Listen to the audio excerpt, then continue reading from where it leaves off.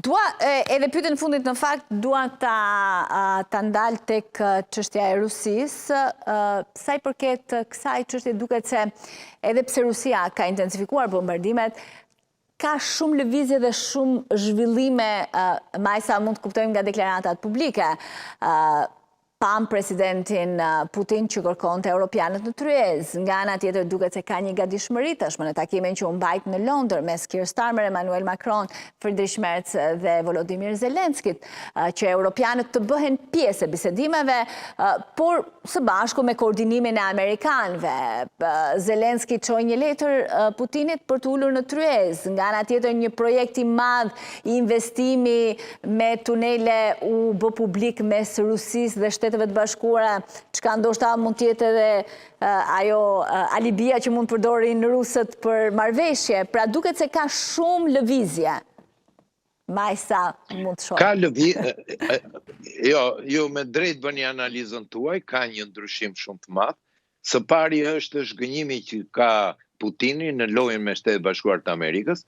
Putini ka realizuar që interesat e presidentit Trump nuk janë të avantazhojë Rusin, por janë të mbrojë interesat e Shtetit Bashkuar të Amerikës. E quan Rusin si pjesë të realizimit politikave të Shteteve Bashkuar të Amerikës, politika të një hegemonie të re demokratike, e vetmja në botë, dhe nuk e shikon një partner të barabartë, por një partner që duhet të plotësojë kërkesat e tij. Dhe po të shikosh, kjo është kryesorja, që Putini është i zhgënjur sepse jo vetëm nuk arriti që Shtetet Bashkuara të Amerikës ta uli në tryezën si vend i barabartë me superfuqitë ndërkombëtare, por e zhveshi edhe nga ajo përkraja e miqeve dhe vendeve të cilat ishin esenciale në projektimin e fuqisë së Federatës Ruse, siç ishte Irani, siç ishte Venezuela, siç është Kuba tani, duke i marrë të gjitha aleatët e tij një nga një.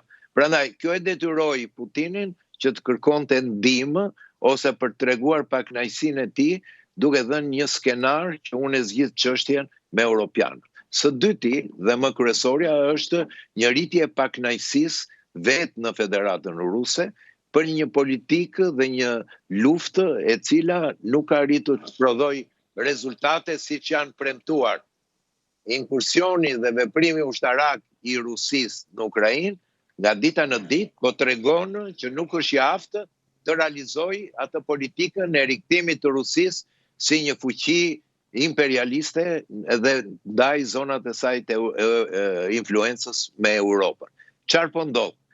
Çështja e ushtarëve të cilët duhet të jenë në front nga dita në ditë nuk plotësohet më nga rezervat që bën Rusia për arsye se ka humbje të konsiderueshme. Dhe kjo vjen nga një moment tepër i rëndësishëm i teknologjisë ushtarake dhe politikave të dronëve që Ukraina me shumë sukses ka arritur.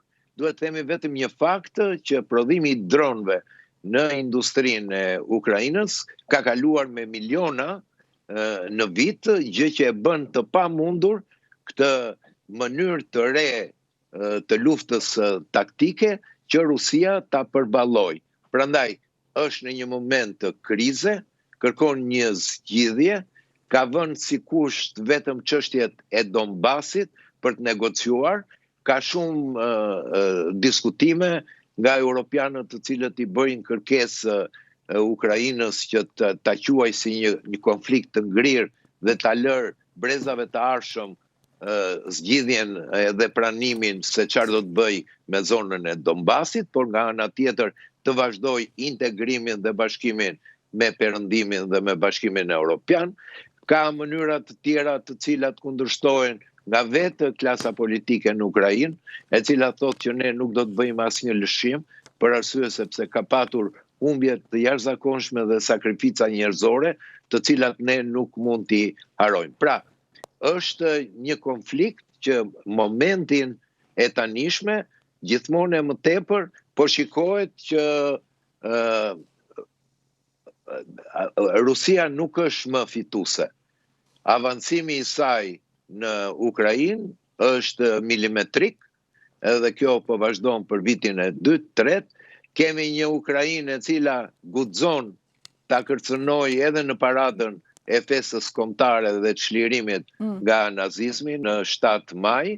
Kemi një Ukrainë që dronet e saj mund godasin deri në Peterburg, pra është një luftë, domethënë vërtet asimetrike, po një luftë që në terren mund të fitohet edhe ndaj një fuqie bërthamore siç është Rusia.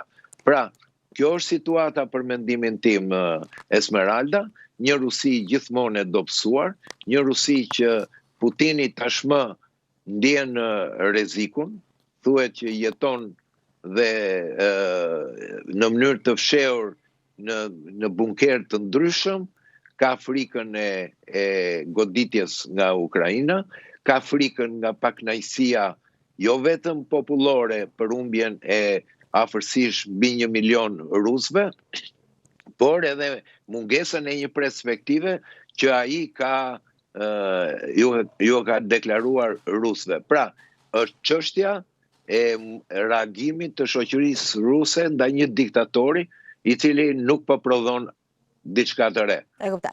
Ambasador, faleminderit shumë. Ditë të mbar. Kënaqësia ime. Faleminderit.